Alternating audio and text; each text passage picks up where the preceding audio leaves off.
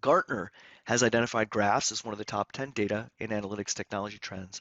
So they cite the ability of graphs to support data and analytics capabilities, relationships between people, places, things, events, and locations across diverse data sets.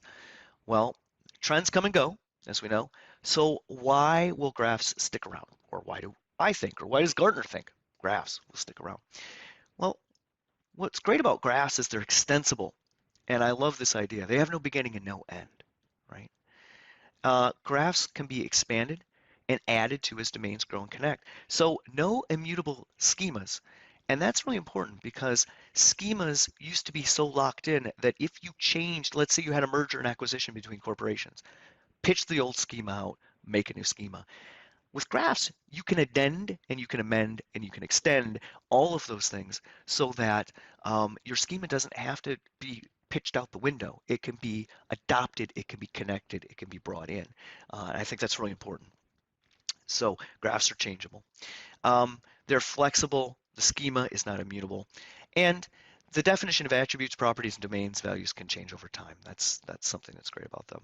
So it makes them perfect for building a domain or domains and manually or automatically extending those domains over time. So what is appealing, I believe, to knowledge workers is that graphs, when put on RDF standards, mirror the way we think in a subject, predicate, or verb object format. Now, I've got a little tiny and fine print there. I've got, well, depends on if you speak English or not, right? Subject, verb, object is, I was surprised to learn recently, I thought that was the majority of languages in the world, and it turns out it's not. It's often subject, object, verb.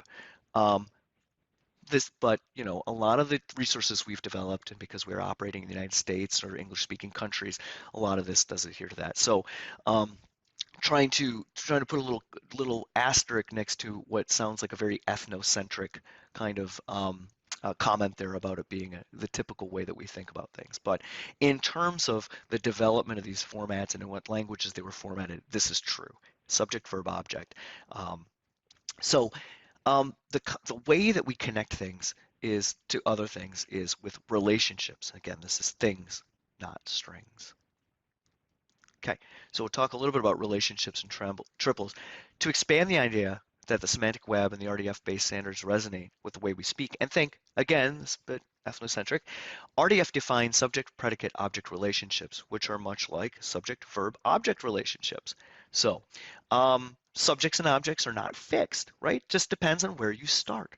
So a subject can be an object, depends on where you started from. And these are all called triples in the RDF standard. And again, you can read more about that. So I'm going to proceed with another conceptual paradigm here. So we have this imaginary line separating what we can see and what we can't. And we can view some opposition. So between the known and the unknown, the invisible and the visible, the approved versus the unapproved, explicit knowledge versus tacit knowledge, structured information versus unstructured information, established knowledge, things we've known for a long time, versus emerging and evolving knowledge, a field that's changing rapidly. And then the factual versus the fictional, the non-invasive versus the invasive. In other words, information which is spread through channels of approved versus uninformed and untrue information. Can we then separate benign versus pernicious information? So let's look at these in terms of corporate structures. So in the organization, these could be oppositional channels like we've got approved content systems like CMS, DAM, or intranet. We have approved processes. We have enterprise taxonomies. We have other systems like search, email, analytics. Let's look below the line. What do we have? Laptops, which trap information, really.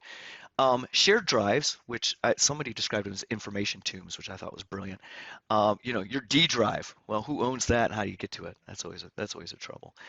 External sources, which are not accessible or controllable. And then there are processes that aren't processes, right? They're workarounds. Okay. Then competing structures. These could be multiple kinds of schemas that have developed elsewhere. And then also knowledge, rumors, guesses, and any other kind of unofficial or unproven information. So what we have here, these oppositions are similar. Now I'm diving into philosophy here. So the philosophical concepts of Deleuze and Guattari who and they wrote this way back in 1987. Contrast tree-like hierarchical structures and rhizomal structures. So hierarchies are a tree or root which plots a point and fixes an order. Okay, so taxonomies, we can think of them as arborescent. They're hierarchic. They're tree-like conceptions of knowledge which work with dualist categories and binary choices. Taxonomies really are artificial constructs which organize terms and concepts hierarchically, and they are meant to represent the viewpoint of the business. So let's contrast this and their philosophy to rhizomes. A rhizome has no beginning or end. It is always in the middle, between things, interbeing, intermezzo. I love that description. We can say a rhizome then is like a graph. Specifically, it's like a knowledge graph. They are non-hierarchical entry and exit points in data representation and interpretation. It's as if they were writing this about knowledge graphs, and they wrote this back in 87. Knowledge graphs can manifest principles of connection and heterogeneity. Any point of a rhizome can be connected to anything other, and must be. Further, there are no points or positions in a rhizome such as those found in a structured tree or root. There are only lines. So knowledge graphs represent the organized viewpoint of the business integrated with the external world.